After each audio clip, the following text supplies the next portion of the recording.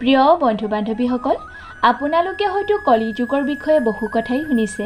কিন্তু বন্ধু-বান্ধৱীসকল, মই আজি আপোনালোকক কলিযুগৰ লগত জোৰা এনেকুৱা কিছুমান কথা ক'ম, যিবোৰ আপোনালোকে হয়তো কোনোদিনেই শুনা নাই। ভিডিঅ' আৰম্ভ কৰাৰ আগতে এতিয়ালৈকে যদি আপোনালোকে মোৰ চেনেলটো ছাবস্ক্ৰাইব কৰা নাই, তেন্তে চেনেলটো ছাবস্ক্ৰাইব কৰি কাষত থকা বেল আইকনটো প্ৰেছ কৰি ল'ব। প্ৰিয় বন্ধু-বান্ধৱীসকল, হস্তিনাপুৰৰ ৰাজ্যসভা দুৰ্যোধনৰ লগত পাশা খেলত হৰাৰ পাছত পাণ্ডৱক 12 বছৰ বনবাস আৰু 1 বছৰ অজ্ঞাতবাস খাটিবলগীয়া হৈছিল।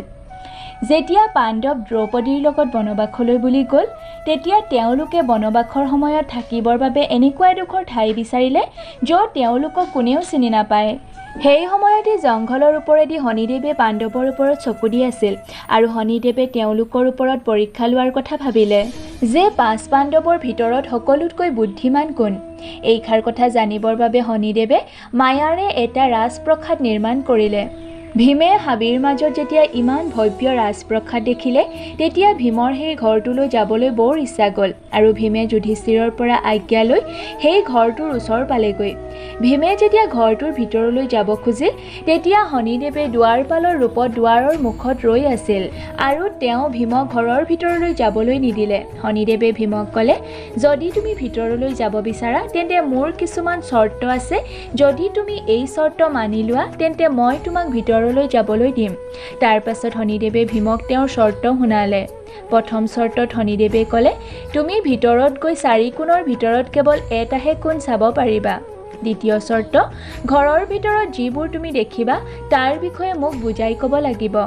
তৃতীয় চৰ্ত, যদি তুমি বুজাই ক'ব নোৱাৰা তেন্তে মই তোমাক বন্দী বনাই ল'ম।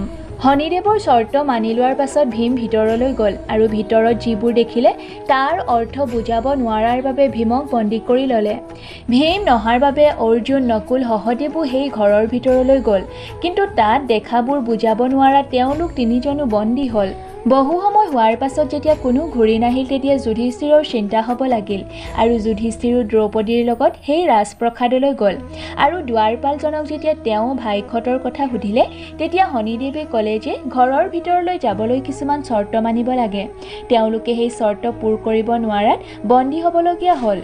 যুধিষ্ঠিৰে যেতিয়া দুৱাৰপালজনৰ চৰ্ত মানিবলৈ সাজু হ'ল, তেতিয়া যুধিষ্ঠিৰক ভিতৰলৈ যাবলৈ অনুমতি দিলে আৰু ভিতৰলৈ গৈ যুধিষ্ঠিৰে প্ৰথমে ভাইখতৰ ওচৰলৈ গ'ল আৰু গৈ পাই যুধিষ্ঠিৰে ভীমক সুধিলে, কোৱাচোন তুমি ভিতৰত কি দেখা পাইছিলা?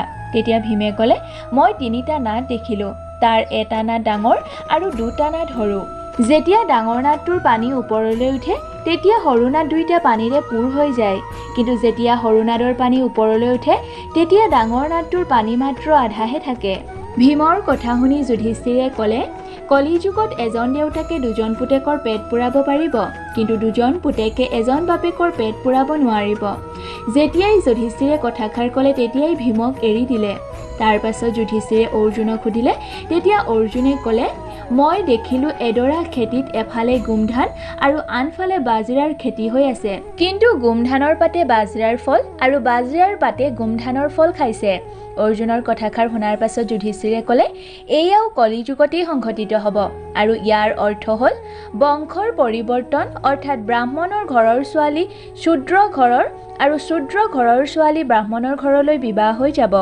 অৰ্জুনৰ প্ৰশ্নৰ উত্তৰ পোৱাৰ পাছত অৰ্জুনক তাৰ পৰা এৰি দিলে। তাৰ পাছত নকুলে ক'লে, মই বহুতো বগা ৰঙৰ গাই গৰু দেখিলোঁ আৰু সিহঁতৰ লগত সিহঁতৰ পোৱালীবোৰো আছে, কিন্তু যেতিয়া গাই গৰুজনীৰ ভোক লাগে তেতিয়া তাই পোৱালীৰ গৰুৰ গাখীৰ খাইছিল।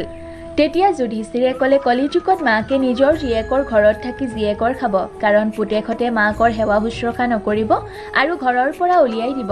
নকুলৰ প্ৰশ্নৰ উত্তৰ পোৱাৰ পাছত নকুলকো এৰি দিলে। শেষত যুধিষ্ঠিৰে সহদেৱক সুধিলে, সহদেৱে কি দেখিলে? তেতিয়া সহদেৱে ক'লে, সোণৰ এখন ডাঙৰ চিলাত এটা সৰু ৰূপৰ পইচাৰ ওপৰত আছে, তথাপিও কিন্তু সেই সোণৰ চিলাখন সৰি পৰা নাই। তেতিয়া যুধিষ্ঠিৰে ক'লে, কলিযুগত পাপে ধৰ্মক লুকুৱাবলৈ বহুত চেষ্টা কৰিব, তথাপিও কিন্তু ধৰ্ম শেষ নহ'ব। এইষাৰ শুনাৰ পাছত সহদেৱকো এৰি দিলে। প্ৰিয় বন্ধু-বান্ধৱীসকল, এনেদৰে শনিদেৱে জানিলে 5 পাণ্ডৱৰ ভিতৰত যুধিষ্ঠিৰ সকলোতকৈ বুদ্ধিমান বুলি। তেওঁ যিবোৰ উত্তৰ দিলে সেই সকলোবোৰেই বৰ্তমান সময়ত সংঘটিত হৈ আছে।